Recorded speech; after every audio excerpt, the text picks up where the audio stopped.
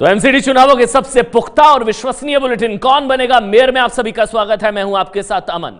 दिल्ली में एमसीडी की जंग जीतने के लिए पार्टियों में कई मोर्चों पर इस वक्त लड़ाई लड़ी जा रही है। कहीं जुबानी जंग हो रही है तो कहीं पुरानी फाइलें खोलकर हमले किए जा रहे हैं। इस बार हमले के लिए नया हथियार बना है पोस्टर। जी हां, बीजेपी और आम आदमी पार्टी में पोस्टर्स के जरिए लड़ाई लड़ी जा रही है। एक दूसरे के खिलाफ पोस्टर पर ही नेता अब आग उगल रहे हैं। सबसे पहले आज आपको यही पोस्टर वॉर दिखाते हैं। थाली कांड को लेकर घिरे केजरीवाल।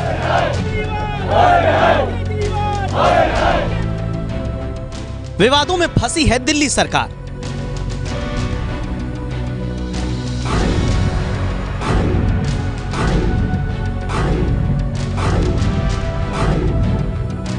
और अब राजधानी में चल रहा है पोस्टर वॉर।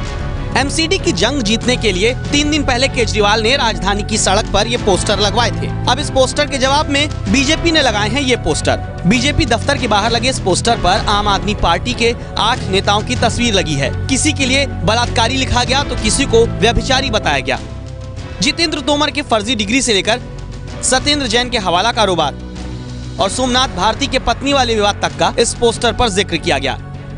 यानी एमसीडी चुनाव से पहले केजरीवाल की पार्टी के नेताओं के विवादित कांड को पोस्टर के जरिए बीजेपी नेता एक बार फिर चर्चा में ला रहे हैं। इसी पोस्टर के बगल में बीजेपी मीडिया सेल की तरफ से एक और पोस्टर लगाया गया जिसमें केजरीवाल की तस्वीर है और चंदे से लेकर उनके चाल तक की चर्चा की गई। हम दिल्ली वालों को सावधान कर रहे हैं और हम दिल्ली वालों को ये बताने की कोशिश कर रहे हैं कि इस बार अगर ठगे गए तो बहुत दिनों तक बच नहीं पाओगे। आप लोगों ने एक कोट भी लिखा है, आपने ये give me some chanda, give me some fame, give me another chance, I want to fool you once again. हाँ, तो उनका यही नारा है कि वो यही कहते थे मुझे चंदा भी दो वोट भी दो। तो हमने वो दोनों बातें लिख दी हैं कि चंदा और वोट दो और एक बार फिर मूर्ख बनो। बीजेपी और आम आदमी पार्टी एक दूसरे की पोल खोलने के लिए इसी तरह के पोस्टर का सहारा ले रहे हैं। एक दिन पहले ही बग्गा ने केजरीवाल के समोसा कांड को लेकर फिल्मी डायलॉग वाला ये पोस्टर जारी किया था। जिस तरीके से दिल्ली में आम आदमी पार्टी एक के बाद एक विवाद में फंसती जा रही है, उससे तो यही लग रहा है कि आने वाले दिनों में और भी तरह तरह के पोस्टर दिल्ली वालों को देखने को मिलेंगे। दिल्ली से श्रेया बहुगुणा की रिपोर्ट। वैसे इस वक्त आम आदमी पार्टी जिस सबसे बड़े विवाद में घिरी है वो विवाद है थाली घोटाले का, वीआईपी थाली कांड। बीजेपी इस मुद्दे को पीछे नहीं छोड़ना चाह रही। दिल्ली सरकार कह रही है कि एमसीडी चुनाव के चलते इस तरह के आरोप उछाले जा रहे हैं, लेकिन आरोपों के इस पूरे जाल में आम आदमी पार्टी फंस गई है। ठीक वैसे ही जैसे दिल्ली की सत्ता में आने से पहले वो अपने विरोधियों को फंसा देती थी। बहुत हाई रेटेड बिल हैं, इनकी तो कंपेयर करके जांच कराओ। आपने इंक्वायरी नहीं, आपने डिस्काउंट की बात।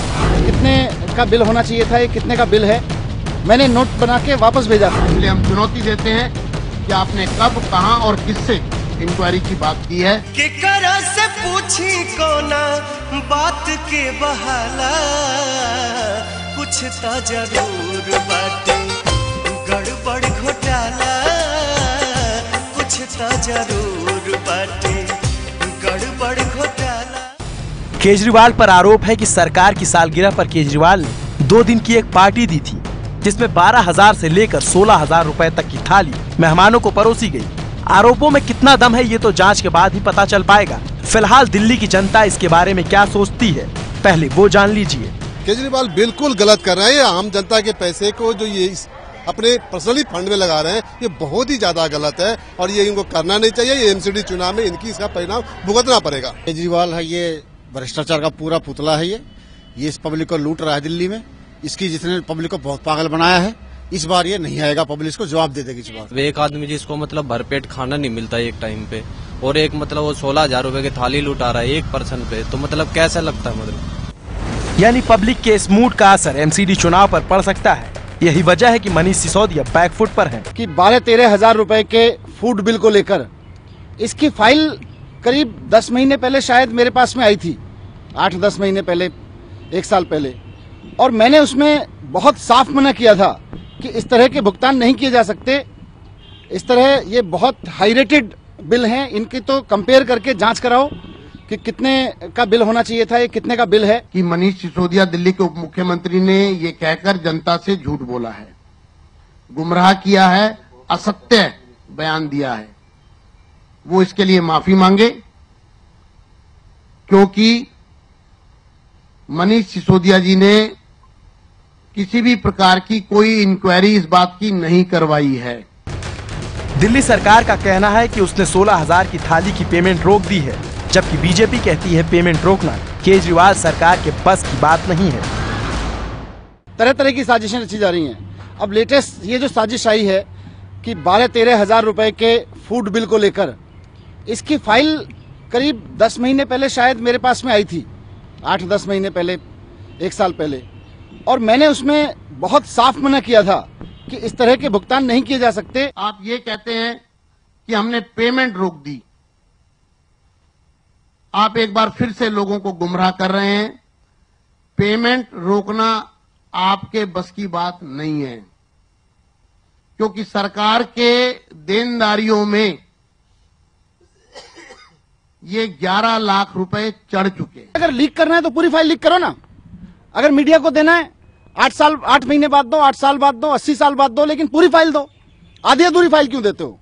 जिस फाइल में ये लिखा है कि 12,000 रुपए के बिल होंगे, उसी फाइल में मेरा नोट है कि 12,000 रुपए के बिल गलत हैं, इसको पेमेंट नहीं किया जा सकता है। बताएं कि उन्होंने खाया कि नहीं खाया, उन्होंने थाली का ऑर्डर दिया कि नहीं दिया।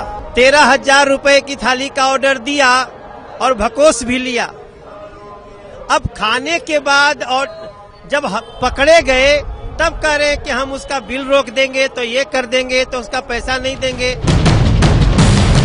मौका चुनाव का है, इसलिए पुरानी फाइलें बाहर आ रही हैं। यही अंदाज पहले आम आदमी पार्टी के नेताओं का हुआ करता था। अब हमले के उसी अंदाज में बीजेपी है। मुकाबला दिलचस्प है। केकरा से पूछी कोना बात के बहाला, कुछ तो जरूर बाटे गड़बड़ घोटाला।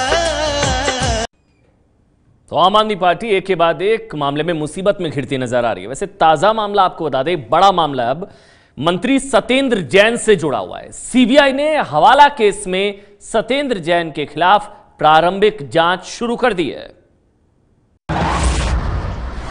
सत्येंद्र जैन के ऊपर 4 सीबीआई के केस ठोक दिए, जैसे पूरे देश में सबसे भ्रष्टाचारी सत्येंद्र जैन। लेकिन सत्येंद्र जैन, मनीष सिसोदिया, दोनों से मैंने बात की। मैंने कहा डरने की जरूरत नहीं है। भगत सिंह ने इस देश के लिए अपनी जान दांव पे लगा दी थी। जेल जाना तो बड़ी छोटी बात है, अगर जेल जाना पड़े चिंता मत करना, ये सारी जनता आपके साथ। पिछले हफ्ते ही अरविंद केजरीवाल ने अपने मंत्री सत्येंद्र जैन के जेल जाने की आशंका जाहिर की थी और अब सीबीआई ने एक मामले में प्राथमिक जांच शुरू कर दी है। जी हां, एमसीडी चुनाव की वोटिंग से पहले दिल्ली के स्वास्थ्य मंत्री सत्येंद्र जैन मुश्किल में घिर गए हैं। पिछले साल ही जैन पर हवाला के जरिए लेन देन के आरोप लगे थे और अब इस मामले में सीबीआई ने प्राथमिक जांच शुरू कर दी है। जैन और उनकी पत्नी के मालिकाना हक वाली 4 कंपनियां आरोपों के घेरे में है। इन कंपनियों ने 2010 से 2016 के बीच 56 कागजी कंपनियों को पैसे ट्रांसफर किए। गैर कानूनी ढंग से करीब 16.5 करोड़ रुपए ट्रांसफर करने का आरोप है। इससे पहले इनकम टैक्स विभाग मामले की जांच कर चुका है, जिसमें गड़बड़ी पाए जाने के बाद मामले को जांच के लिए सीबीआई को दिया गया था, जबकि सत्येंद्र जैन इन आरोपों को खारिज करते रहे हैं। अब जब मौका चुनाव का है तो इसे मुद्दा बनते देर नहीं लगेगी। मतलब साहब है, आम आदमी पार्टी के दिन ठीक नहीं चल रहे हैं। इस बीच एक बड़ी खबर आपको बता दें, एसीबी प्रमुख मुकेश कुमार मीणा के मामले में भी दिल्ली सरकार को झटका लगा है। दिल्ली हाईकोर्ट ने दिल्ली सरकार की उस अर्जी को खारिज कर दिया है जिसमें केजरीवाल सरकार ने मुकेश कुमार मीणा को एसीबी ऑफिस में आने जाने से रोकने और कोर्ट के आदेश की अवमानना करने की बात कही थी। यहां पर भी केजरीवाल सरकार को बड़ा झटका लगा है एसीबी प्रमुख मुकेश कुमार मीणा के मामले में। आगे बढ़ते हैं। सभी पार्टियों को बताया कि दिल्ली का दंगल वही जीतेगा, वही पार्टी जीतेगी जिसकी ओर पूर्वांचल यानी कि बिहार, झारखंड और पूर्वी उत्तर प्रदेश के लोग वोट करेंगे। केजरीवाल और बीजेपी पहले ही पूर्वांचली मतदाताओं को रिझाने में लगी हुई है, लेकिन कांग्रेस ने बड़ा दांव चल दोनों को फेल करने की तैयारी कर लिया है। क्या है वो दांव, देखिए आप। अनुभव को सपोर्ट करो, कांग्रेस को वोट करो, कांग्रेस को सत्ता में लाना है। कांग्रेस पार्टी के अंदर पूर्वांचल और मिथिलांचल की आवाज को बल मिलेगा। केजरीवाल के पूर्वांचल प्लान को बड़ा झटका। निश्चित रूप से हम पूर्वांचल के लिए हमने बहुत बड़ा काम किया है। एमसीडी चुनाव में बीजेपी को फेल करने के लिए कांग्रेस का बड़ा दांव। पूर्वांचल और मिथिलांचल की आवाज बन करके बुलंद होगी, हम इनका स्वागत करते हैं। पूर्वांचली वोटरों के दिल में जगह बनाने की कांग्रेस की बड़ी कोशिश। हम लोग पूर्वांचल और मिथिलांचल के आवाज को हमेशा उठाते रहें। क्या केजरीवाल से छिटक जाएगा पूर्वांचल का वोटर? जी हां, कांग्रेस ने केजरीवाल के पूर्वांचल प्लान को फेल करने के लिए बड़ा दांव चल दिया है। तस्वीरें दिल्ली कांग्रेस दफ्तर की हैं, जहां पार्टी नेताओं की मौजूदगी में लोकसभा सांसद कीर्ति आजाद की पत्नी पूनम आजाद ने कांग्रेस की सदस्यता ले ली। दिल्ली प्रदेश कांग्रेस कमेटी के प्रांगण में कांग्रेस परिवार में वापस पूनम झा आजाद जी को शामिल करते हुए हम लोगों को बहुत प्रसन्नता हो रही है। 4 महीने पहले ही पूनम बीजेपी से आप में गई थी, लेकिन एमसीडी चुनाव से ठीक पहले आपके पूर्वांचल प्लान पे पानी फेरते हुए उन्होंने कांग्रेस का हाथ थाम लिया। कांग्रेस पार्टी हमारे लिए घर जैसा है, हमारा घर है और हमारे लिए मां समान है कांग्रेस पार्टी। हम पैदाइशी कांग्रेसी हैं। आपको बता दें, दिल्ली में पूर्वांचल के करीब 40 लाख लोग रहते हैं। एमसीडी की 272 में से 80 वार्ड में पूर्वांचल के लोग जीत हार तय करने का मादा रखते हैं। 20 विधानसभा क्षेत्रों में इनकी आबादी 17 से 47% तक है। दिल्ली के अंदर पूर्वांचल के, मिथिलांचल के जो लाखों लोग दिल्ली के अंदर रहते हैं, उनकी आवाज बन करके कांग्रेस पार्टी के अंदर इनका एक बहुत बेहतरीन योगदान होगा। दिल्ली में पूर्वांचल के वोटरों की अहमियत सभी पार्टियां समझती हैं। शायद इसीलिए बीजेपी ने पूर्वांचल के ही मनोज तिवारी को कमान सौंपी है। आपके भी दिलीप पांडे से लेकर करीब दर्जन भर पूर्वांचल के नेता वोटरों को रिझाने में लगे हैं। अब कांग्रेस ने भी पूनम आजाद को सामने लाकर दिल्ली जीतने के पूर्वांचल प्लान को त्रिकोणी बना दिया है। दिल्ली में एमसीडी के चुनावी अखाड़े में पसीना बहाने के साथ साथ कुछ उम्मीदवार हैं जो जिम में भी खूब पसीना बहा रहे हैं। नजफगढ़ से निर्दलीय उम्मीदवार का कहना है कि खुद फिट नहीं रहेंगी तो फिर जनता की सेवा कैसे करेंगी।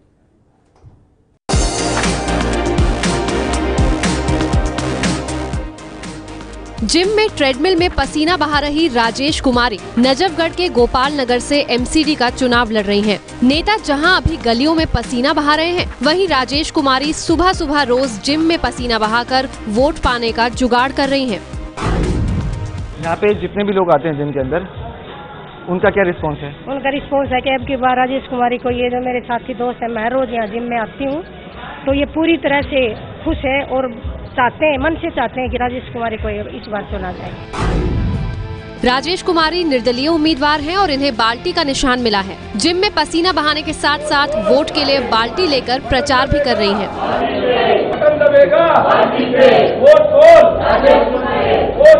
नामांकन से पहले ही राजेश अपने पति के साथ जिम आती रही हैं और अब जब चुनाव लड़ रही हैं तो भी रूटीन उनका बदला नहीं है। पति मंजीत कहते हैं कि जिम आने से प्रचार तो हो ही रहा है, बाकी दिन भर तरोताजा रहकर प्रचार करने में भी मदद मिल रही है। प्रचार नहीं है, एक तरह से हमारी रूटीन है। मैं और मैडम और मेरे परिवार के सभी सदस्य रोज रूटीन से जो है जिम में आते हैं और जैसे ही हम 1-2 दिन नहीं आ पाए चुनाव के दौरान, तो सभी के फोन आए कि आप लोग कहाँ हो।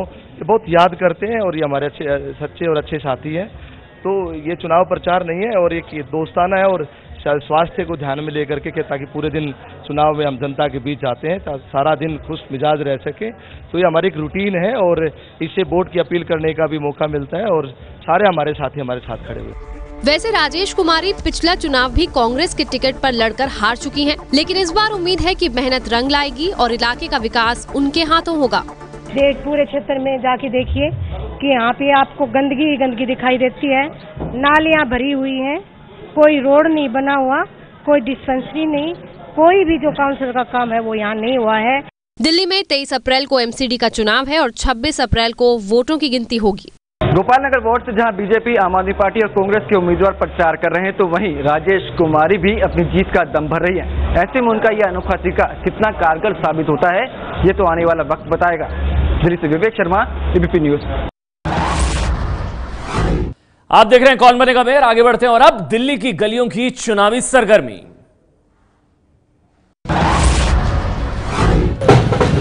नगर निगम चुनाव के लिए अभिनेता और बीजेपी सांसद परेश रावल ने प्रीति विहार इलाके में रोड शो किया। परेश रावल के साथ केंद्रीय मंत्री हर्षवर्धन और संजीव बालियान भी रोड शो में शामिल हुए।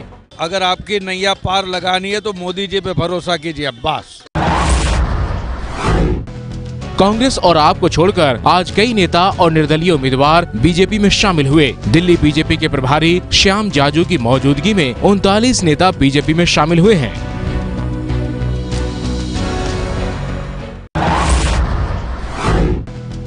कांग्रेस ने पूर्व मुख्यमंत्री शीला दीक्षित को एमसीडी में स्टार प्रचारक नहीं बनाया है। सूत्रों के मुताबिक पार्टी को दिल्ली के बजाय दूसरे राज्यों के नेताओं पर ज्यादा भरोसा है। पंजाब के सीएम कैप्टन अमरिंदर सिंह के साथ ही मंत्री नवजोत सिंह सिद्धू को स्टार प्रचारक बनाया गया है। 50 नेता दिल्ली में कांग्रेस के लिए वोट मांगेंगे। ये है एबीपी न्यूज, आपको रखे आगे।